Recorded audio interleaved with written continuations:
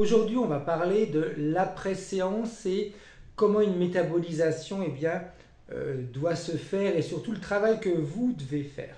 Très souvent, les personnes qui font des séances d'hypnose s'imaginent qu'après, elles ont juste à attendre les bras croisés, que leur inconscient fasse le travail, que ce soit une hypnose ésotérique ou une hypnose classique, parce qu'elles se disent, tiens, on a fait le travail, c'est lui qui va mettre en place tous les changements nécessaires pour mon propre bonheur.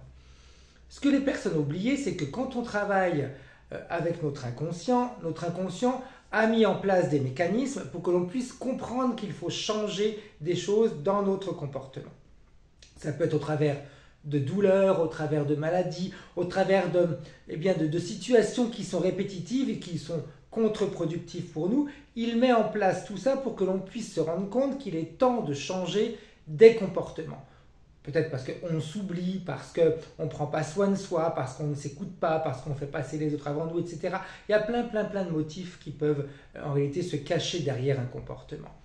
Quand on fait une séance d'hypnose, notre inconscient va comprendre qu'on est en train de faire un travail sur nous. Il nous montre le pourquoi il a mis en place des mécanismes qui sont bloquants, mais qui derrière ont un message en nous disant « il est temps de changer, il est temps que tu penses à toi ». Une fois qu'on a fait la séance et que notre inconscient nous a envoyé tous les messages nécessaires et qu'on a compris ce qu'il fallait changer dans notre vie, il ne faut pas croire, on ne peut pas après aller duper notre inconscient en se disant « tiens, je vois déjà des premiers changements, je vois que mes comportements évoluent, etc. » sans faire d'efforts. Très souvent, les personnes se disent comme il n'y a pas d'effort à faire, j'attends les bras croisés que l'évolution continue à se faire. Non, c'est pas comme ça que ça se passe.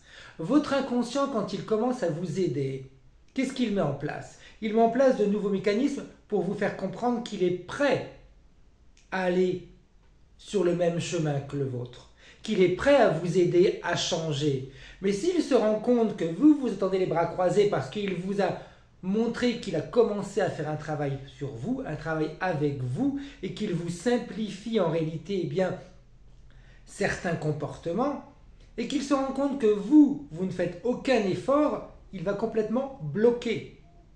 Votre inconscient, il attend de votre part que vous mettiez en place ce qui a été découvert ou ce qui a été formulé durant la séance d'hypnose. Si vous attendez et que vous vous dites « oh tiens, il a déjà commencé à mettre des choses en place, super, je vais attendre qu'il continue », il va bloquer. Pourquoi? Parce qu'il n'est pas là pour faire le travail à votre place. Il est là pour vous aider, il est là pour reprogrammer de nouveaux comportements. Mais attention, si vous, de votre côté, vous ne faites aucun effort, parce que je me rends compte que la majeure partie des personnes qui veulent changer ne veulent pas faire d'efforts pour changer. Un exemple tout simple. Il y a quelques temps de ça, une personne qui est venue me voir pour du poids, et elle me disait « c'est extraordinaire, mon médecin m'a donné des piqûres d'insuline à faire.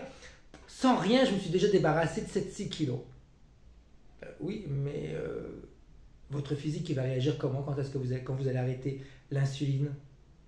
Les personnes veulent changer, mais ne veulent rien changer dans leur quotidien. Si elles sont arrivées aujourd'hui à vivre des difficultés, c'est que leur quotidien les ont amenées à vivre ces difficultés. Ce qui montre bien qu'elles doivent changer leur quotidien. Ça, c'est essentiel. Votre inconscient va vous aider à changer, il va commencer à mettre en place des mécanismes, mais vous devez lui montrer que vous allez faire des efforts, que vous allez vous forcer, vous pousser à prendre des décisions par rapport aux mécanismes que l'on a compris durant la séance d'hypnose. Un autre exemple, pour que ce soit plus clair pour vous, une personne qui était venue me voir qui avait des problèmes au niveau des yeux. On fait la séance, elle avait du mal à supporter la lumière, elle avait des douleurs très importantes et qui n'avaient rien à voir avec une problématique physique.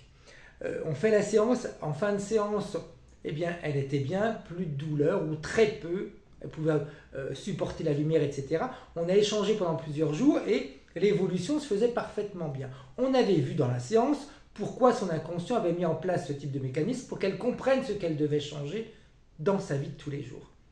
Je l'ai eu il y a quelques semaines de ça en me disant j'ai la sensation que la métabolisation, elle m'a oublié. Et je lui ai posé la question, mais vous avez fait quoi? Et la réponse c'était rien. Qu'est-ce qui s'est passé? C'est que son inconscient se dit ok, elle veut faire la maline, Elle s'imagine que je vais tout faire à sa place, j'ai commencé à l'aider, eh bien je vais bloquer parce que de toute façon, si vous ne changez pas vos comportements, ça veut dire que vous n'avez pas compris le message de votre inconscient et que vous ne voulez pas améliorer votre existence. Vous ne voulez surtout pas perturber ce qui se passe dans votre vie. Il faut faire un choix. Pour avancer, il faut changer son quotidien. À bientôt.